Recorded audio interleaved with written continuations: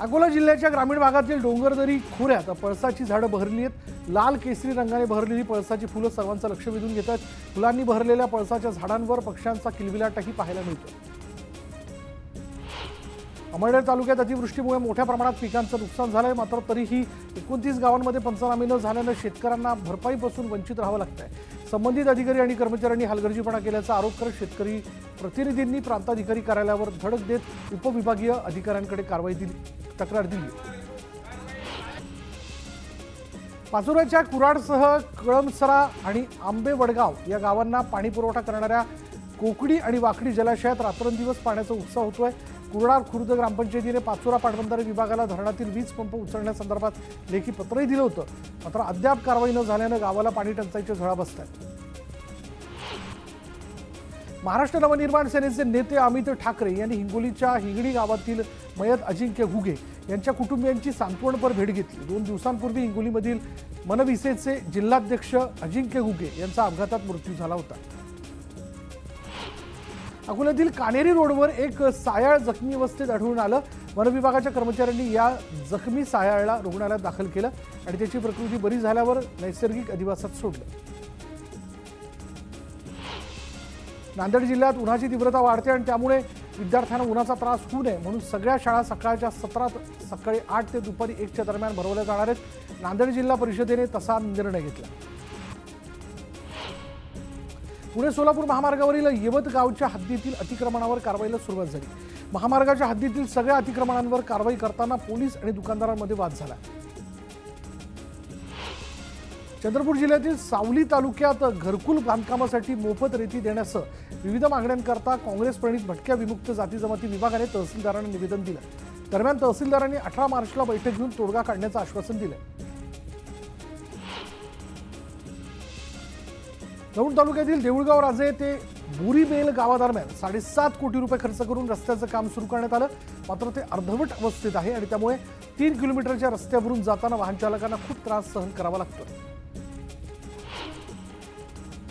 भुसावळमधील Khadka road परिसरात टवाळखोरांना मस्ती नडली आहे। बाईक भरधाव वेगाने चालवताना तोल जाऊन स्कूल व्हॅनला धडकून बाईक नाल्यात कोसळली आणि या दोन्ही तरुणांना पोलिसांनी ताब्यात घेतलं। चिपळूणच्या मिरजोळी ते लाईफ केअर बायपास रोडवर कचऱ्याचं साम्राज्य पसरले। रस्त्यावर कचऱ्याचे ढीग साचल्यानं नागरिक त्रस्त आहेत। दुर्गंधीमुळे नागरिकांचं आरोग्य धोक्यात आलंय।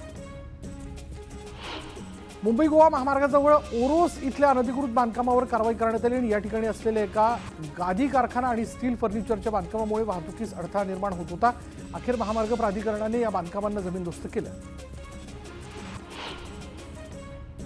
यवतमाळच्या वडीमध्ये भटक्या कुत्र्याने एका चिमुकल्यावर हल्ला केला। चिमुकल्याने स्वतःची सुटका करत कुत्र्याच्या तावडीतून पळ काढल्यानं त्याचा जीव वाचला आणि या घटनेचा अंगावर काटाडणारा व्हिडिओ समोर आला।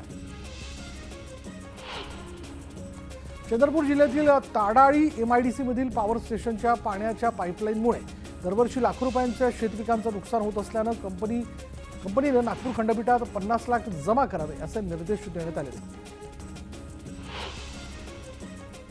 धाराशिव वाशी इथल्या नगरपंचायतीच्या विशेष सभेत सत्ताधारी भाजपच्या सदस्यांमध्ये तुंबळ हाणामारी झाली। विशेष सभेत सत्ताधारी आणि नगरसेवकांमध्ये चांगली झुंपली होती आणि या प्रकरणी पोलिसांनी परस्पर विरोधी तक्रार दाखल करत गुन्ह्यांची नोंद केली आहे।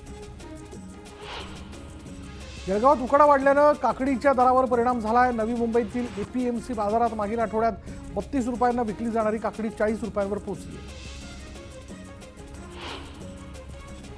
नवी मुंबई पालिका आणि परिवहन सेवेमधील कंत्राटी ठोक रोजंदारी आणि करार तत्वावरील कर्मचाऱ्यांना वेतनवाढ मिळण्याचा मार्ग अखेर मोकळा झाला आहे। श्रमिक सेनेच्या सततच्या पाठपुराव्याला अखेर यश आलंय।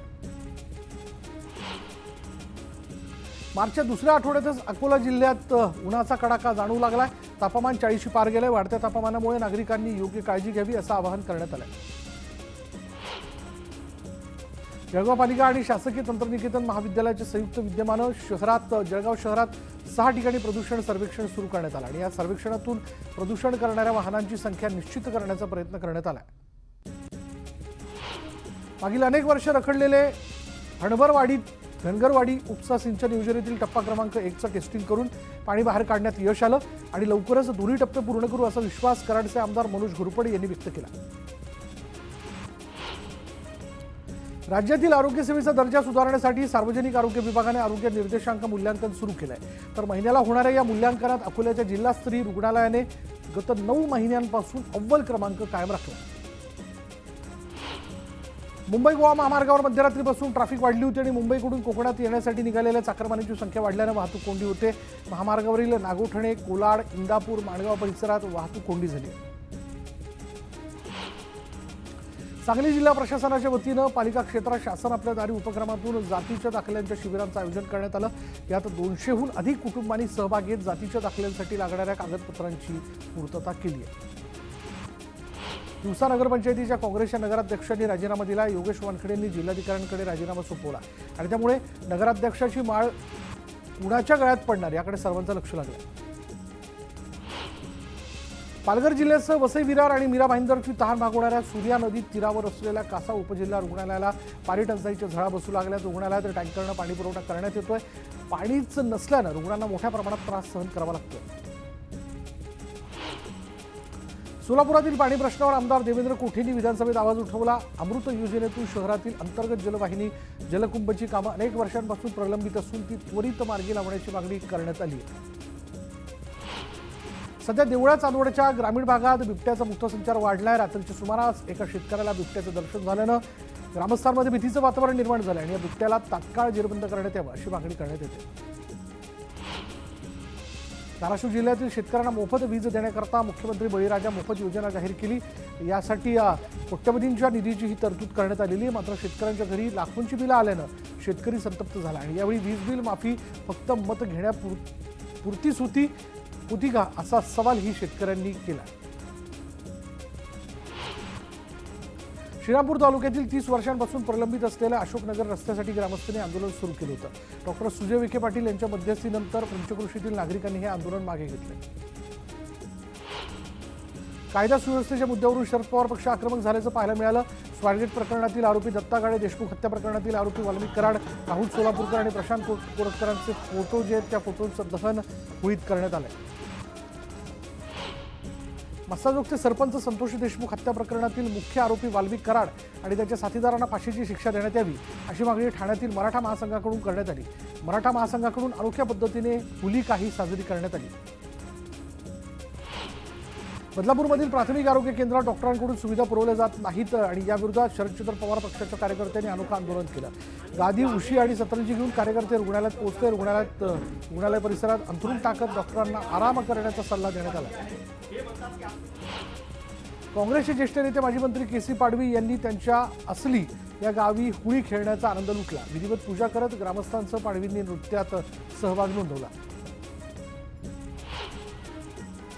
पंढरपूरच्या कुर्डुवरी गावात गावकऱ्यांनी नगरपालिकेवर मोर्चा काढला। उजनी धरणात 50% पाणीसाठा असतानाही गावाला 5 ते 6 दिवसाआड पाणीपुरवठा केला जातो आणि गावातील पाणीपुरवठा सुरळीत करण्याची मागणी गावकऱ्यांनी केली। सिंधुदुर्गाच्या गोळवण गावात परप्रांतीय व्यक्तीला रहिवाशी दाखला देण्यात आला आणि त्यामुळे गावच्या सरपंचाविरोधात शिवसेना उभाटा आक्रमक झाली आहे। माजी आमदार वैभव नाईकांच्या नेतृत्वात आंदोलन करत सरपंचावर कारवाई करण्याची मागणी करण्यात आली आहे। अनुदानित आणि अघोषित शाळांचा वाढीव टप्पा मंजूर करण्यात यावा यासह इतर मागण्यांकरता शरद पवार पक्षाच्या कार्यकर्त्यांनी बोंबाबोंब आंदोलन केलं। या आंदोलनात शिक्षक आणि शिक्षकेतर कर्मचाऱ्यांनी हजेरी लावली। श्री मार्तंड जेजुरी गडावर खंडोबा मंदिर गाभाऱ्यात होळीनिमित्त आकर्षक फुलांची सजावट करण्यात आली। भक्तांनी खंडोबाच्या दर्शनासाठी मोठी गर्दी केली होती। ग्रामीण भागात शिमगोत्सवाचा उत्सव पाहायला मिळतोय। पालख्या नाचवण्याबरोबर वेगवेगळ्या पारंपरिक खेळांची प्रथा आजही जपली जाते। दापोलीच्या बोरथळ गावातील जाखमाथा देवनमन भाविकांसाठी खास आकर्षण असतं। जळगाव जिल्ह्यातील जामुनजिरा गावात परंपरेप्रमाणे होळीनिमित्त आदिवासींचा भोगऱ्या बाजार पार पडला आणि या बाजारात मध्य प्रदेशसह सातपुडा पर्वत रांगांमधील आदिवासींनी सहभाग घेतला।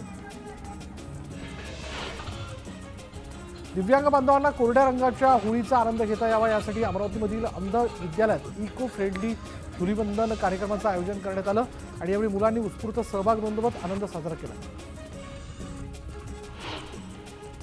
रायगडच्या पेणमधील कुंभाराळी, नंदीमाळ नाका आणि कोळीवाड्यात 40 फूट उंचीची होळी उभारण्यात आली। कोळीवाड्यातील ही होळी नागरिकांचं खास आकर्षण बनली आहे। नागपूरमधील Prayas school for children with special नीड्सच्या वतीनं दिव्यांग विद्यार्थ्यांसाठी होळी उत्सवाचं आयोजन करण्यात आलं आणि यावेळी होळीची पूजा करून विद्यार्थ्यांनी एकमेकांना नैसर्गिक गुलाल आणि रंग लावत होळी साजरी केली। होळीनिमित्त रायगडमधील कुळीवाडे सजले तर बोटींना माशांचा नैवेद्य देऊन बोटींना मासे आणि कलिंगड बांधून त्यांची पूजा करण्याची आगळीवेगळी प्रथा आहे। सोलापूरमधील भगवती शिवगंगा मंदिरात होळी पौर्णिमेच्या निमित्तानं द्राक्षांची आरास करण्यात आली। शिवगंगा मातेच्या चरणी 521 किलो द्राक्षांची आरास करण्यात आली। पुरंदर तालुक्यातील वाल्मिकी विद्यालयाच्या मुलांनी शालेय परिसरात कचरा जाळून पर्यावरणपूरक होळी साजरी केली। तसंच केमिकलयुक्त रंगांऐवजी नैसर्गिक रंगांचा वापर करत पाण्याचा अपव्यय टाळण्याचीही विद्यार्थ्यांनी शपथ घेतली। चोपडा शहरातील बाजारपेठा विविध रंगांच्या पिचकाऱ्यांनी नैसर्गिक रंगांनी सजल्यात। यंदा विक्रीसाठी नैसर्गिक आणि शरीराला हानी न पोहोचवणाऱ्या रंगांचा वापर केल्यानं ग्राहकांनी चांगला प्रतिसाद दिला। होळी आणि धुलवंदनाच्या पार्श्वभूमीवर वसई विरारमध्ये पोलिसांचा कडेकोट बंदोबस्त तैनात करण्यात आला आहे। शहरातील मुख्य रस्ते, चौक, समुद्रकिनारे आणि संवेदनशील भागात पोलीस तैनात करण्यात आले। विरारच्या कोपरी गावातील शिमग्याचा उत्साह शिगेला पोहोचला। आजपासून शिमग्याला सुरुवात झाली। होळीची पूजा करत पापडी आणि पुरणपोळीचं नैवेद्य अर्पण केलं जातं। समता सैनिक दलाच्या वर्धापन दिनाच्या निमित्ताने 40 गावात मोटरसायकल रॅली काढण्यात आली आणि यावेळी सर्व धर्मी आणि आंबेडकर प्रेमींनी सहभाग घेतला होता। भटक्यांची पंढरी म्हणून ओळखल्या जाणाऱ्या मढीच्या यात्रेला आजपासून सुरुवात झाली। यात्रेमध्ये मुस्लिम व्यावसायिकांना व्यवसाय करू देणार नाही असा ठराव ग्रामस्थांनी घेतला। धुळ्यात सर्व राजकीय पक्षांच्या वतीने होळी साजरी करण्यात आली। सर्वपक्षीय रंग उत्सवात सर्वच राजकीय पक्षांचे पदाधिकारी कार्यकर्ते मोठ्या संख्येने सहभागी झाले होते। डहाणू विरार रेल्वे मार्गाचं चौपदरीकरण मागील अनेक वर्षांपासून संत गतीने सुरू आहे। यामुळे पालघरमधील रेल्वे प्रवाशांना मोठ्या समस्यांना सामोरं जावं लागतं। चौपदरीकरणाचं काम लवकरात लवकर पूर्ण करण्याची मागणी जिथे प्रवाशांनी केली। माणगावमधील तरुणांनी आत्ताच्या पिढीला वृक्ष लागवडीचा, वृक्ष संवर्धनाचा संदेश दिलाय। होळी सणानिमित्त कोकणात लहान मुलांना झाडं लावण्याची, रुजवण्याची, संगोपनाची आणि जोपासण्याची शिकवण देत तरुणांनी अनोखा उपक्रम राबवला।